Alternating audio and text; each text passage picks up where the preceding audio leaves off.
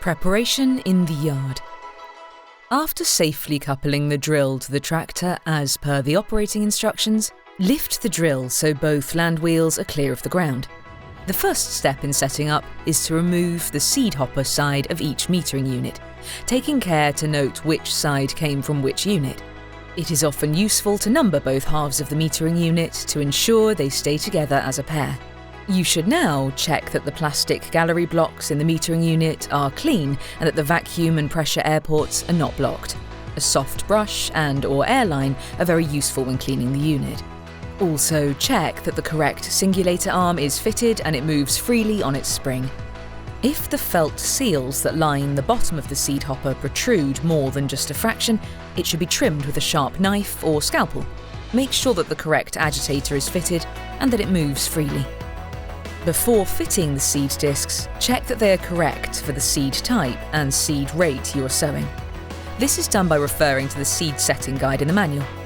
In this example, 0.6 is the correct hole size for natural carrot seed. The seed setting guide will tell you which disc hole size you should be using, the recommended vacuum and pressure settings, and the recommended rotation speed for the disc. In this case, vacuum should be 50 millibars and disc speed no faster than 25 RPM. To decide which gear to use and to check that the seed disc has the correct number of holes, calculate the seed spacing required for your desired planting rate. The formula for this calculation is explained in the operator's manual, or a calculator on the website can be used. Lastly, referring to the seed spacing chart in the manual or the graphic affixed to the top of the driven land wheel, select the gearing required to give you the desired spacing. In this case, gear 1721 will give a seed spacing of 29.3 millimeters, which given the machine layout corresponds to 1.6 million seeds per hectare. Also, note the forward speed to turn the seed disc at the required RPM. In this case, 4.2 km per hour is the recommended maximum forward speed. Going slower than this will not in fact make a significant difference to seed spacing, but it is not recommended to go any faster. To change the gearing, remove the gearbox cover and loosen the sliding sprockets inside. You may need to rotate the land wheel a little so the grub screws on the sliding sprockets are accessible. Now loosen the tensioner arm. Move the chain onto the correct sprockets on the large sprocket cluster and sliding sprockets for the chosen gear ratio. Rotate the land wheel in the direction of travel to ensure the drive chain is properly engaged and all sprockets are aligned. Now tighten the sliding sprocket, chain tensioner and refit the gearbox cover. In some cases, you may need to change the primary drive sprocket from the standard 24-tooth to a 40-tooth sprocket. Full instructions for this can be found inside the operator manual. It should also be noted that where different sowing rates are required from different units, this can be achieved by either using different seed discs in different rows, or by changing the final 15-tooth drive sprocket on the row where there are 3 additional options, 1 to increase seed spacing and 2 that reduce seed spacing. Make sure that the PTO or hydraulic drive is fitted correctly between the tractor and the drill with the slip clutch fitted to the fan. Then turn on the tractor engine and engage the PTO or hydraulic drive. At this stage, the engine only needs to be idling and vacuum and pressure do not yet need to be set at operating levels. Remove the seed discs from their storage bags and fit them into the units with the part number to the outside. As with the metering unit halves, it is a good idea to number the seed discs to ensure they stay with the same metering units. Check that all seed discs are sealed tightly over the air gallery block by rotating the land wheel. Any escaping air will be signalled by an audible grunt from the seed discs, or sometimes a high-pitched whine. If a seed disc refuses to seal correctly, check it for any signs of damage and replace if necessary. The hopper sides of the metering unit can now be refitted with the seed emptying plugs securely fitted. Now check that all metering units turn freely again and listen for any loss of vacuum from the seed discs. We are now ready for the seed.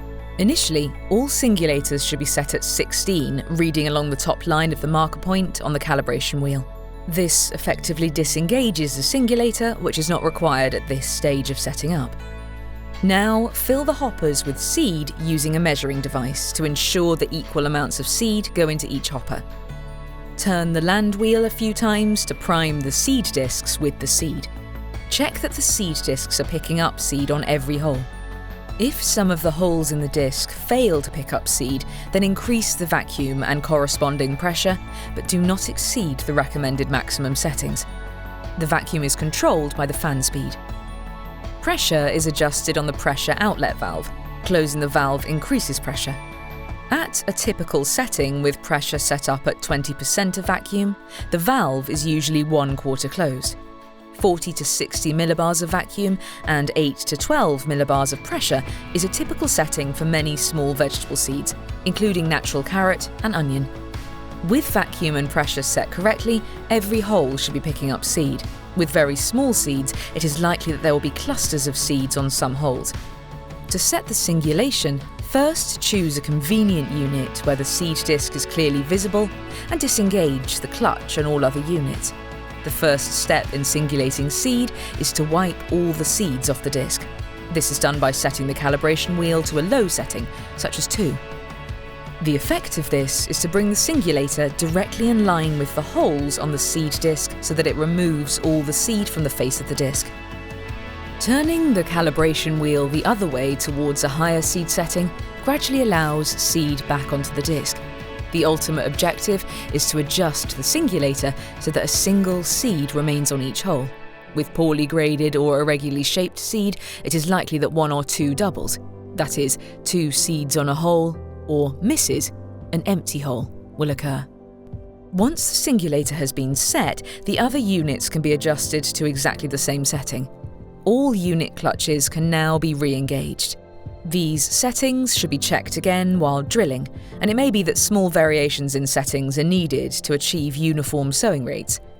This is most easily checked via disc eye seed disc monitoring cameras. Lift the toolbar stands to the top of their travel and secure before transporting to the field.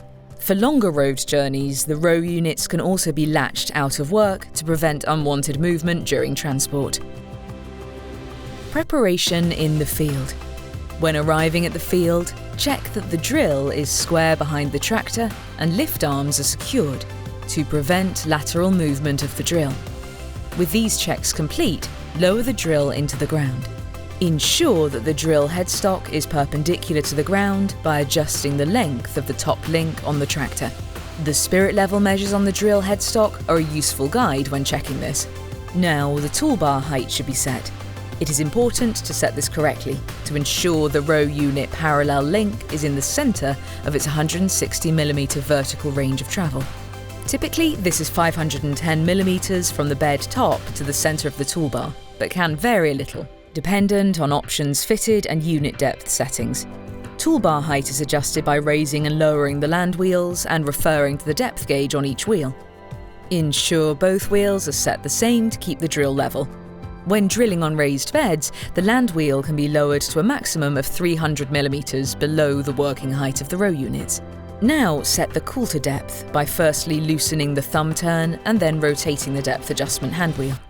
The depth setting is shown via the pointer and is the same on each row. Once adjusted, retighten the thumb turn before continuing work. Lift the drill before drilling starts and check that the coulters are not blocked. This is very important because if the drill is lowered and then the tractor starts to move forward, there is a high likelihood that the seed chutes could be blocked by soil. Now, lowering the drill on the move, set off once more and proceed 5 to 6 meters down the field, then stop and lift the drill once more. Carefully uncover some seeds to check the planting depth. Seeds should always be planted into moisture and ideally covered with a layer of loose, friable earth. Once the planting depth has been set and good soil coverage is being achieved, then drilling can continue. Field operation.